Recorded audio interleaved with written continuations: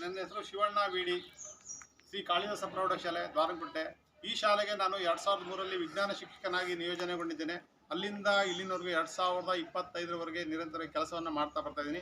ನಾನು ವಿಜ್ಞಾನ ಬೋಧನೆಯನ್ನು 8, 9 ಮತ್ತು 10ನೇ ತರಗತಿಗಳಿಗೆ ಬೋಧನೆ ಮಾಡ್ತಾ ಇದ್ದೀನಿ. ನಾನು 2003ರಲ್ಲಿ ಈ ಶಾಲೆಗೆ ಬಂದಾಗ ಹಿಂದಿನ ಎಲ್ಲ ವರ್ಷಗಳಲ್ಲಿ ನೋಡಿದಾಗ SSLC ಫಲಿತಾಂಶ ತುಂಬ ಕಡಿಮೆ ಇರ್ತದೆ. ನಾನು ಬಂದಾದ್ಮೇಲೆ ಫಲಿತಾಂಶ ವ್ಯವಸ್ಥಿತವಾಗಿ ಅಬೌವ್ 90% ಇರ್ತಕ್ಕಂಥದ್ದನ್ನು ನಾವಿಲ್ಲಿ ಕಾಣ್ಬೋದು.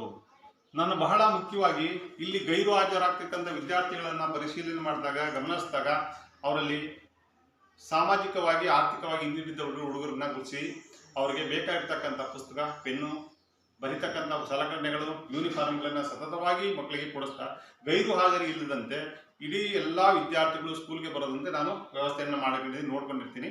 ಅವ್ರಿಗೆ ಬೇಕಾಗಿರ್ತಕ್ಕಂಥ ಎಲ್ಲ ಸಂಪನ್ಮೂಲಗಳನ್ನು ಮ್ಯಾಕ್ಸಿಮಮ್ ಒದಗಿಸಿ ಗೈರು ಹಾಜರಿ ಆಗದೆ ಶಾಲೆಗೆ ಬರುವಂತೆ ಮಾಡಿರ್ತಕ್ಕಂಥದ್ರಿಂದ ಫಲಿತಾಂಶ ಉತ್ತಮ ಆಗಲು ಕಾರಣ ಆಗಿದೆ.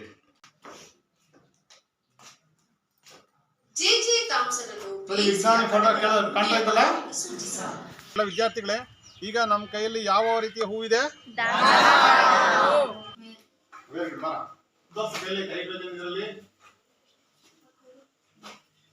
Very good.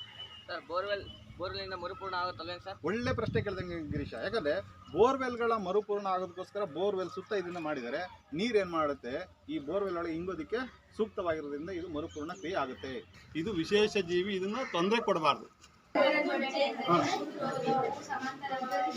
ಈಗ ಇಲ್ಲಿಂದ ಇಲ್ಲಿ ಹಿಡಿದಾಗ